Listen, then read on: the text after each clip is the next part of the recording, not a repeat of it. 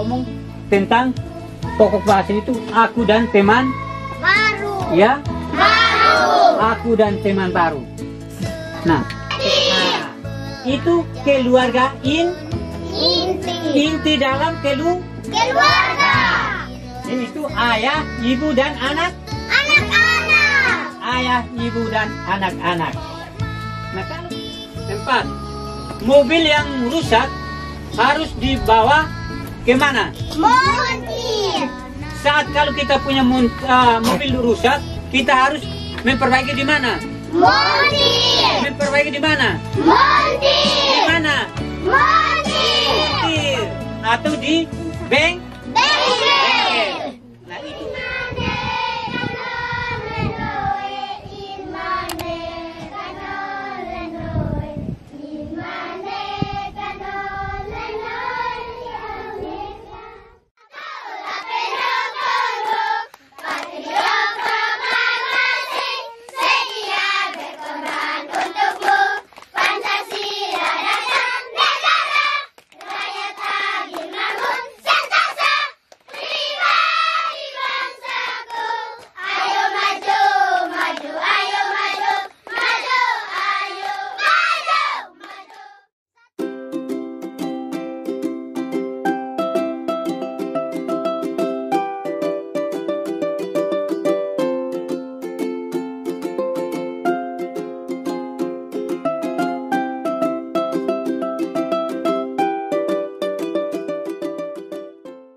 Oke, assalamualaikum warahmatullahi wabarakatuh. Masya Allah, hari ini perdana. Biasanya ngevlog tanpa ada muka, tapi sekarang kita belajar. Perdana di Bahnur TV. Nah, hari ini narasumbernya Masya Allah sekali. Ini seorang guru dari yang pernah mengajar di pedalaman tadi Bengkulu ya, Bengkulu, terus berpindah-pindah mengajarkan anak-anak. Nah, hari ini kita pengen tahu nih sejarah awal gimana sih Pak Adi menjadi seorang guru. Nah, sebelumnya tapi kita kenalan dulu ya sama Pak Adi. Nah, silakan Pak Adi, Masya Allah. Oke, halo, assalamualaikum warahmatullahi wabarakatuh. Waalaikumsalam Terima kasih Pak Bahrul atas kesempatannya, dan hari ini kita akan ngobrol di apa ini? Oh iya Pak, acaranya diksi. Oh, diksi. Diksi itu diskusi, obrolan sana sini. Oh, jadi obrolannya yang intinya sedikit kesana kemarin. Bebas ya? Bebas. Oke. Ya. Apa yang mau ini ya? Nih sebelumnya Pak Adi, saya mau tanya dong nih, awal mula menjadi seorang guru nih. Awal Mulanya gimana sih? jadi seorang guru. Oke. Kisahnya cukup unik ya. Dulu tuh saya tuh di SMK.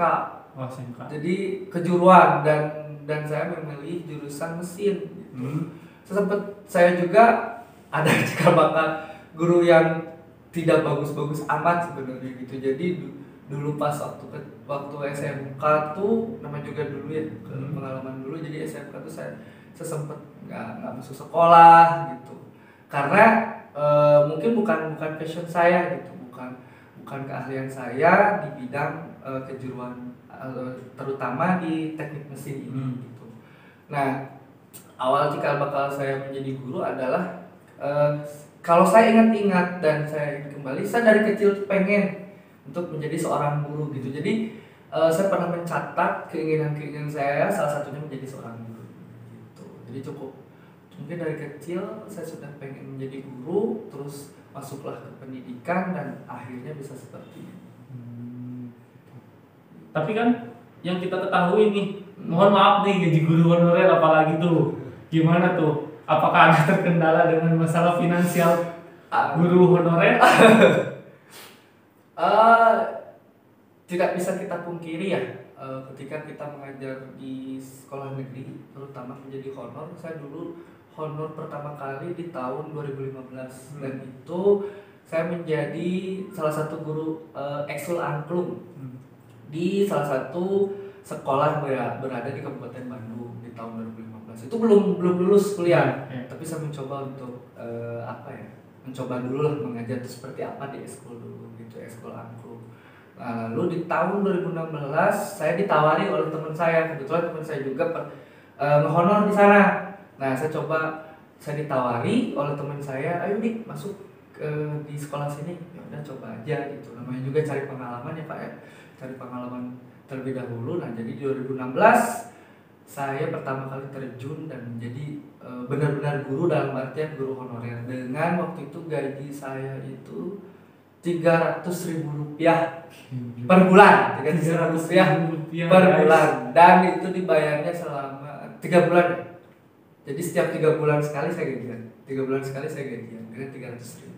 Untuk masalah itu pasti masalah buat kita, tapi alhamdulillah banyak berkahnya menjadi seorang guru gitu. Ketika di pertama kali ngajar di salah satu SD di Bandung gitu, jadi meskipun saya gaji Rp300.000, tapi support system saya ataupun yang di pinggir-pinggir saya atau di sebelah-sebelah saya itu sangat-sangat luar biasa, senior-senior yang mendukung dan memang perhatian terhadap guru-guru honorer seperti saya ketika di sana gitu. Oh gitu nih.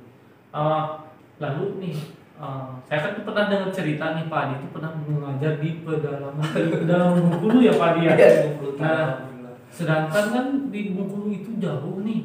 Gimana sih awal mulanya dari mengajar sekolah angklung tiba-tiba pindah lagi ke Bengkulu?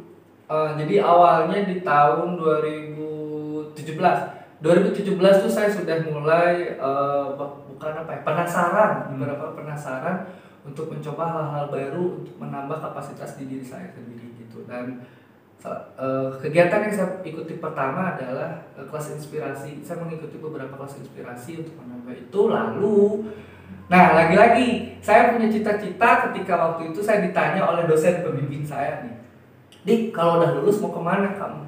Saya mau ngajar tapi saya pengen ngajar di pedalaman gitu. Entah kenapa itu yang terlintas di benak saya, karena saya pingin apa sih perbedaan ketika mengajar di kota dan di pedalaman gitu. Nah jadi di tahun 2018 Allah mengabulkan semuanya. Saya bergabung dengan salah satu lembaga yang cukup besar, bahkan besar sekali dan punya namanya Dompet Duafa. Dompet Duafa, di situ ada salah satu divisi namanya Sekolah Literasi Indonesia. Nah, saya bergabung di situ dengan teman-teman saya semua. Nah, kebetulan saya ditempatkan di Bengkulu Utara, di pedalaman Bengkulu Utara, lebih tepatnya di Desa Jabi. Itu kalau dari Bandara Fatmawati yang ada di Bengkulu itu kurang lebih 6-7 jam perjalanan, dan pinggir-pinggirnya adalah tempat batu bara gitu. Tapi seru sih. Nah, tapi kan kalau misalkan sudah bukan jadi rahasia lagi ya, kalau misalkan yang tinggal di daerah itu tuh sulit banget mendapatkan kehidupan apalagi pendidikan nih. Nah, pada umumnya yang kayak di kota-kota kan itu gampang banget dapat pendidikan, sementara di pedalaman ini itu sungguh sulit gitu. Apa yang membuat Pak Adi tergerak ingin mengajar di pedalaman itu? Yang pertama itu adalah proses penempatan di Dompet Duafa. Jadi Sekolah Literasi Indonesia itu menyebarkan anak-anak muda ke berbagai wilayah, ke pelosok-pelosok yang 3T tersebut itu. Nah, salah satunya saya berada di Bengkulu Utara. Di teman-teman saya ada yang di Halmahera, ada yang di ini gitu. Padahal saya tuh sangat penasaran ketika saya pengen mengajar di pedalaman Indonesia Timur, karena saya pengen merasakan perbedaan pendidikan antara wilayah yang dikatakanlah maju dengan wilayah yang di timur gitu. Meskipun di timur juga pasti maju gitu, hanya perbedaan pendidikan saja mungkin yang sedikit terlihat gitu. Jadi cukup ini ya, awal pertama itu ketika menginjakan kaki di Desa Jabi, perang batin. Perang batin itu benar-benar perang batin, Pak Bahrul. Perang batinnya kenapa? Karena yang pertama karena saya tinggal di Bandung. Saya tinggal di Bandung tuh hampir 28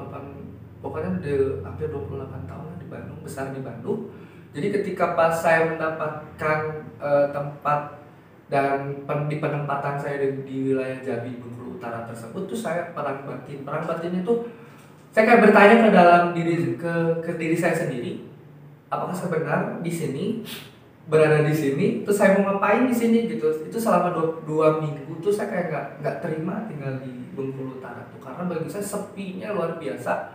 Bayangkan di sana ini sekolah saya, lalu tempat tinggal saya, dan di belakang itu ada mama piara atau bapak piara tuh ya yang menjaga saya gitu di sana. Jadi cuma 3 aja di situ tuh, betapa sepinya gitu. Udah makanya selama 2 minggu tuh bergejolak gitu. Itu bener nggak saya di sini gitu. Pokoknya kalau pengen nangis pengen nangis gitu, karena memang perbedaan kultur shock mungkin bagi saya gitu. Yang di Bandung rame, tiba-tiba dapat yang sepi gitu, dengan penduduk yang sedikit, dengan keadaan yang sangat sepi gitu, di tengah-tengah hutan sawit, luar biasa, tapi luar biasanya gitu. Dan pendidikan di sana merubah ya tadi, mengubah cara pola pandangnya cukup susah ya, karena kami di sana ditempatkan selama 1 tahun, tapi saya banyak belajar dengan orang-orang sana, dengan kesederhanaan yang ada di sana, dan itu menjadi menjadi peluru bagi saya ketika mengajar di kota sekarang juga. Nah, kesulitan apa yang Pak dirasakan ketika mengajar anak-anak di pedalaman itu? Kesulitannya yang pertama pasti adaptasi saya terlebih dahulu. Awalnya saya saya punya ekspektasi lah tentu ketika saya berada di satu daerah. Saya mempunyai ekspektasi, saya pengen sekolah ini atau di daerah ini saya akan merubah gini gitu. Tapi ketika saya mencoba, semuanya gagal karena terlalu tingginya ekspektasi saya terhadap daerah tersebut gitu, atau terhadap sekolah tersebut. Maka lambat laun saya turunkan ekspektasi, dan hal yang paling saya ajarkan pertama adalah hal-hal sederhana yang dikatakanlah mungkin bagi sebagian besar anak-anak atau sebagian besar yang pendidikan di kota-kota itu, hal-hal sederhana itu bagi mereka biasa aja gitu. Tapi bagi orang-orang yang berada di sana, hal-hal sederhana tersebut adalah hal yang sangat fundamental gitu dalam artian. Jadi saya pernah pertama kali saya ngajar, pertama itu adalah yang mungkin mereka butuhkan ketika itu adalah membaca baca Iqra alif bata yang gitu-gitu. Lalu terus baca-bacaan sederhana yang misalnya ini Budi, ini Bapak Budi, ternyata bagi mereka juga itu sangat berkesan gitu. Dan jadi saya lebih banyak ke hal-hal yang sederhana, mengajarkan sesuatu yang dekat dengan mereka, yang malah menjadikan mereka ingat terhadap saya terus sampai saat ini juga. Tapi kan faktor orang tua juga berpengaruh. Sangat. Ketika perbedaan pendidikan di kota, yang di kota itu orang tua yang di kota itu lebih mengutamakan pendidikan dibandingkan yang pedalaman. Nah, di pedalaman itu kan biasanya orang tuanya itu tidak mengutamakan pendidikan nih. Gimana sih cara mempengaruhi orang tuanya sebenarnya supaya pendidikan itu menjadi nomor 1? Sebenarnya bukan tidak menomorsatukan pendidikan menurut saya gitu ya di pedalaman itu. Tapi karena mungkin akses mereka yang susah, jadi kelihatannya tidak menomorsatukan pendidikan. Itu padahal anak-anak yang di pedalaman atau yang di Bengkulu Utara itu juga cukup berprestasi kok. Ketika itu juga ada beberapa anak yang saya bawa lomba sampai ke kabupaten. Jadi cukup berprestasi juga mereka. Jadi orang-orang yang di kabupaten yang awalnya tidak tahu desa Jabi, bahkan sekolah SDN Jabi itu tidak tahu, malah jadi tahu dengan berkat anak-anak tersebut gitu. Yang pertama kendalanya pasti banyak gitu, karena di sana kan mayoritasnya itu adalah petani sawit dan petani karet. Otomatis lebih banyak uangnya sih dibandingkan dengan orang kita sebagai guru gitu. Jadi terkadang bagaimana yang harus kita lakukan, bagaimana cara kita meyakinkan orang tuanya terlebih dahulu gitu, bahwa pendidikan itu penting. Dengan cara itu mengajarkan hal-hal yang sederhana gitu. Kita coba ngaji bareng sama anak-anaknya kita kalau bahasa Sunda nama kemudian disamper ke rumahnya gitu, disamper ke rumahnya, ayo kita belajar bersama-sama kayak gitu. Nah, dari situ ketika sudah mendapatkan kepercayaan dari masyarakat di sana, orang tua di sana itu enak ke kita gitu. Bahkan pernah satu kejadian tuh, waktu itu mau lomba pramuka. lomba pramuka. Nah, orang tuanya nggak nerima karena latihan terus gitu. Karena setelah pulang sekolah biasanya mereka membantu orang tua gitu, baik memanen sawit ataupun memanen karet, tapi di situ terganggu pokoknya selama 2 minggu itu latihan terus. Sampai pada saat itu kakaknya gemes gitu, sampai bawa parang, bawa angin gitu, ngejar saya dan teman-teman saya, ya Allah lari-lari kita gitu. Untungnya ada beberapa dari pihak desa yang kadang untuk menyelamatkan kita gitu. Jadi luar biasa gitu, butuh kepercayaan yang sangat luar biasa gitu, karena ya memang harus meyakinkan terlebih dahulu orang-orang sana, baru mereka itu bahwa pendidikan itu nomor satu, pendidikan itu berguna bagi mereka gitu. Mungkin kalau secara cepatnya kita tidak bisa melihat bagaimana pendidikan itu berpengaruh terhadap hidup anak atau terhadap hidup manusia, tapi lambat laun pasti setelah kita sudah dewasa atau anak itu sudah ini pasti tahu, kalau saja kita dulu sekolah baik atau menomorsatukan pendidikan pasti akan berubah. Karena memang mata rantai kemiskinan atau kebodohan itu bakal terhenti ketika ada salah satu rantai yang kita copot yang dengan namanya pendidikan. Pasti nantinya pendidikan terus gitu kan. Itulah. Nah, itu ngobrol diksi nuinti nama eta gitu. Luar biasa. Pengalaman. Insya Allah pengalamannya sangat luar biasa ya Pak Adi. Nih, ketika Pak Adi kesana, nah sebelum Pak Adi datang kan pasti otomatis ada yang mengajarkan mereka, mengajarkan pendidikan mereka. Nah, gimana sih guru-guru di sana dalam mengajarkan anak-anak pedalaman? Oke, insyaallah. Guru-guru di sana itu ya, yang sama saya itu saya banyak belajar dari mereka. Saya banyak belajar kesederhanaan dari mereka. Saya banyak belajar tentang keikhlasan mengajar itu seperti apa. Saya banyak belajar di mereka itu sabarnya seperti apa, daya juang mereka itu seperti apa untuk proses pendidikan yang berada di Bengkulu Utara. Karena saya punya teman di sana namanya Pak Miftah, itu perjalanannya dari rumah ke sekolah itu hampir 2-3 jam.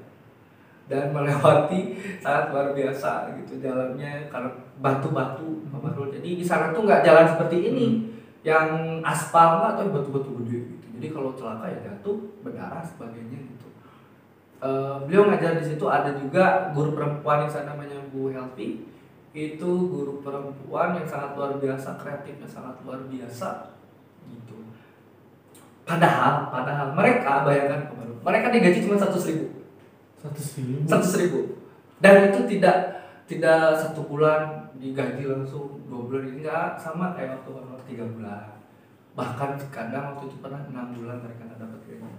Itu 100.000, bayangin teman-teman, 100.000, tapi ikhlasnya mereka ajar gitu.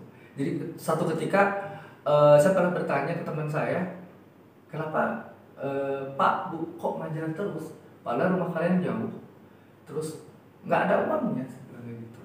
Dengan uang 100.000 ya buat apa, bensin aja udah habis gitu.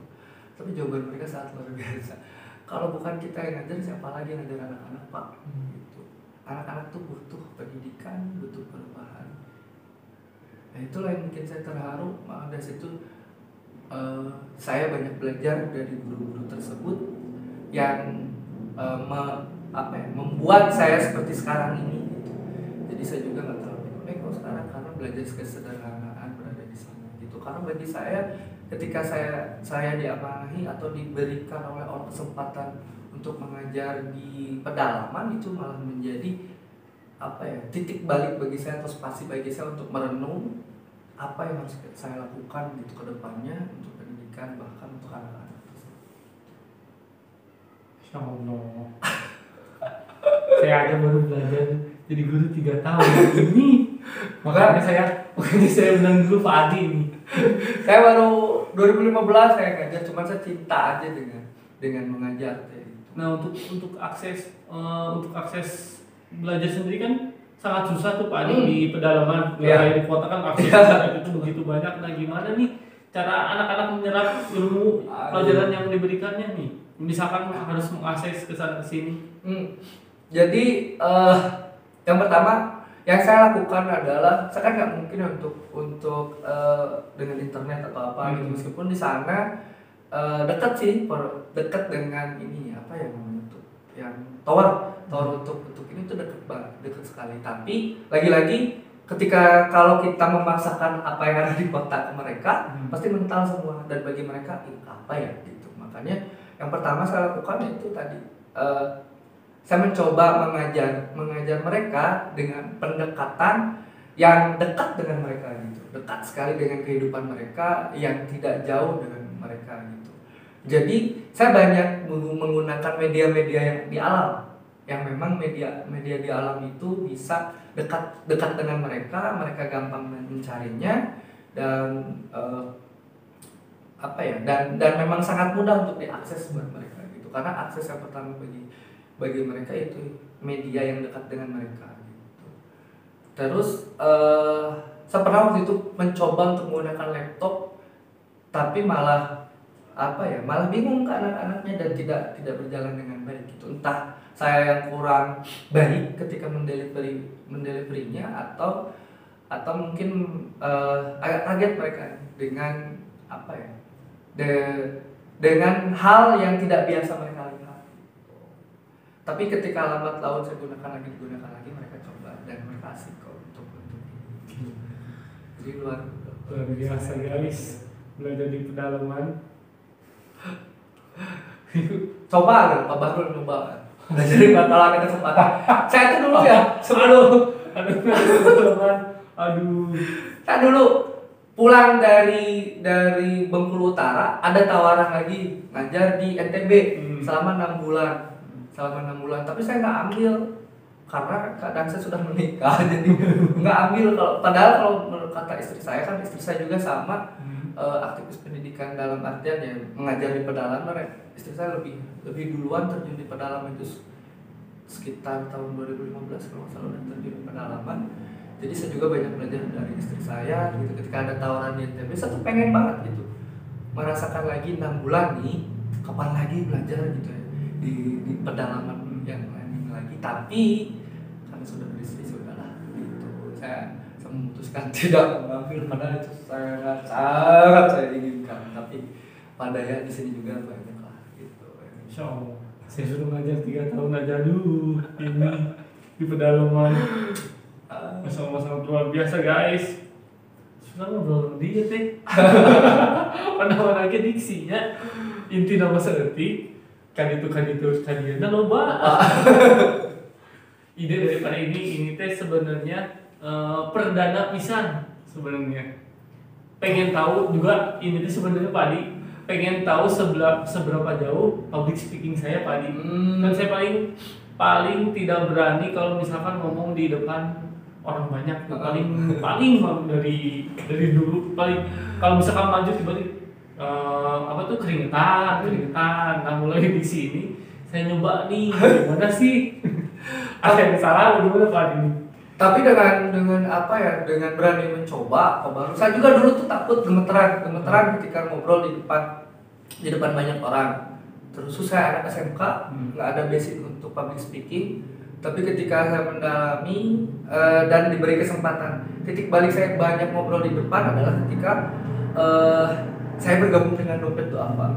Jadi ketika saya bergabung dengan Dompet Itu Apa, itu kemampuan public speaking saya cukup meningkat sedikit demi sedikit. Itu karena di sana selain diajarkan bagaimana menjadi guru yang menarik, bagaimana menjadi guru yang selalu dirindukan oleh anak-anak, tapi kita juga harus punya kapasitas menjadi trainer gitu. Jadi bagaimana, karena di pedalaman juga kita nggak hanya sekedar mengajar gitu, tapi bagaimana juga kita mengajar ke guru-gurunya, menjadi trainer gitu terhadap guru-gurunya, bahkan menjadi konsultan dalam artian bagi kepala sekolahnya gitu. Jadi kita juga memberikan ide-ide kita ke sekolah tersebut gitu, bagaimana sekolah ini kalau mau maju seperti apa. Nah itu jadi dengan saya berkesempatan dan berkenalan dengan Dompet Itu Apa tersebut, saya dikasih banyak ruang, dikasih banyak ruang untuk saya berkarya gitu. Bahkan sampai sekarang juga terkadang juga ada beberapa yang menawarkan gitu untuk ngobrol, bukan ngobrol sih, untuk berdiskusi kayak gini gitu. Sombong guys. Karena Deg-degan ternyata mau di depan kamera itu guys. Karena memang diskusi itu asik Pak Baru sebenarnya gitu. Ditambah kita menambah wawasan, kita juga kan mendapatkan ilmu baru ya dari teman yang diajak diskusi gitu. Makanya saya tuh senang kalau misalnya diajak ngobrol sama teman-teman atau diajak ngobrol tentang apapun, saya pasti mendengarkan gitu. Nah, itu guys. Episode perdana percobaan. Betul, mudah-mudahan. Amin nih. Mudah-mudahan apa tuh? Mudah-mudahan banyak lagi nih, buat banyak bintang tamu nih seperti Pak Adi nih. Ini dulu perdana ya. Mohon dimaklumi kalau misalkan di depan kamera ini saya benar-benar baru. Itu juga namanya diksi itu dari Pak Adi sebenarnya, bukan dari saya. Diksi. Makanya saya kemarin tuh sempat berpikir Pak Adi, apa Pak Adi dulu ya. Saya sebenarnya pengen mencoba public speaking saya sampai sejauh mana gitu. Tapi bagus kok untuk perdana. masih jauh Pak Adi. Bagus gitu. Banyak belajar, ini kalau menjadi guru tuh jangan berhenti belajar. Jadi selalu penasaran dengan ilmu-ilmu baru, selalu penasaran dengan hal-hal baru, karena mau tidak mau anak didik kita juga selalu penasaran dengan hal-hal baru, dan kita juga harus. Jadi guru itu tidak serta-merta harus segala tahu, tapi jadi guru itu harus selalu belajar, karena dengan belajar kita pasti tahu. Beda kalau guru yang sok tahu dengan guru yang tahu gitu. Kalau yang sok tahu ya hanya sekedar ngobrol bla bla bla bla bla gitu. Menjawab satu pertanyaan itu tidak berdasarkan tidak berdasarkan ilmu atau pengalaman gitu. Karena sok tahu. Tapi beda kalau yang rasa ingin tahu gurunya, pasti dengan berdasarkan ilmu. Jadi ke anak didiknya juga oh iya kayak gitu. Begitu. Gimana nih penilaian tadi public speaking saya? Gue banyak belajar gitu. Perdana guys, ini guys. Ini juga sebenarnya masih gugup nih. Nanti obrolannya sana kemari. Tapi yang intinya mah tadi sih, emang sebenarnya pengen tahu awal mula Pak Adi tuh dari mana. Ternyata dari Bengkulu, dari Dompet Doa. Masya Allah pengalamannya sangat luar biasa sekali menurut saya. Saya aja baru 3 tahun, ini udah puluhan tahun ngajar. Enggak saya puluhan tahun. Saya dari 2015 ngajar, berarti ke 2023 berapa? 8 tahun. Itu cuma 3 tahun. Baru 8 tahun ngajar, tapi itu karena rasa ingin tahu dan suka untuk ini, makanya saya selalu mengambil kesempatan yang ada gitu Pak Baru. Saya selalu mengambil ketika misalnya ditawari sama temen waktu itu di ada komunitas media pembelajaran. Pak Adi bisa jadi narasumber untuk ini, gas saya coba. Jadi ini gas saya coba gitu. Apapun nanti hasilnya, malah jadi ketika ini jadi evaluasi bagi kita buat kita ke depan bagus lagi gitu. Karena memang bertemu dengan orang-orang lain atau bertemu dengan guru-guru yang lain itu menambah nilai juga ke kita, terus menambah ilmu kita gitu. Karena memang guru itu memang harus banyak-banyak berdiskusi. Guru dengerin guys, guru harus kayak gitu, jangan kayak saya. Meskipun saya juga bukan guru yang dikatakan baik juga bukan gitu. Saya masih banyak belajar, saya masih banyak kurangnya, masih banyak cacatnya gitu. Tapi namanya juga ketika kita sudah memilih guru sebagai profesi, balik lagi kita harus totalitas di situnya. Ya jangan pernah menilai guru. Mungkin uang itu pasti yang Baru, tapi ketika kita didasari dengan ikhlas juga, insya Allah keberkahan banyak, uang juga pasti ngejar ke kita gitu. Tapi intinya ikhlas aja, jalanin, lakukan semuanya dari hati, pasti nanti juga banyak. Allah tuh nggak tidur kok, luar biasa gitu. Karena ya perjalanan saya aja dari yang honornya awalnya angklung tuh saya berapa ya? 150.000 per bulan, lalu saya menjadi guru honorer 300.000, lalu di dompet tuh apa saya mendapatkan lumayan, terus di Bekasi turun lagi, lalu terus di tempat yang sekarang di lumayan. Memang ada tahapannya dan saya nikmati. Ketika saya nikmati, alhamdulillah naik turun gitu. Luar biasa lah. Jadi guru tuh luar biasa banyak suka dukanya, tapi banyak sukanya dan bahagia. Apalagi lihat anak-anak didik kita yang apa ya dikatakan cukup sukses misalnya gitu. Karena saya baru mengajar di 2015, berarti anak didik saya kurang lebih SMA sekarang gitu. Dan betapa bahagianya ketika mereka masih mengingat saya, mereka masih manggil saya ketika saya pulang ke Bandung atau di Instagram gitu, manggil Pak gimana Pak kabar gimana. Terus saya tanya balik kabar mereka, dan mereka sekolah di SMA, salah satu SMA favorit di Bandung atau beberapa yang sudah berkarya, bahkan ada yang sudah di Angklung Ujo sampai sudah ke luar negeri. Terus luar biasa bangganya jadi seorang guru ketika itu melihat siswa kita berkembang dan apa ya bertumbuh besar. Makanya enggak jadi guru. Saya langsung dipakai loh guys, masya Allah. Nah, hari ini yang apa tuh yang dapat kita pelajari dari Ustaz Adi, Pak Adi nih yang kemarin tuh kita dapat pelajaran awal mulanya gimana sih Pak Adi itu jadi guru. Nah, tiba-tiba jadi guru beneran, emang beneran sih jadi guru beneran. Masya Allah sekali pengalaman Pak Adi yang diberikan hari ini ya. Kurang salah kata mohon maaf, masih banyak kekurangan. Namanya juga episode perdana, ini juga emang Pak Adi yang menggagas sih diksi itu, diskusi dan obrolan sana sini, beliau yang menggagas. Nah, mudah-mudahan nanti untuk kedepannya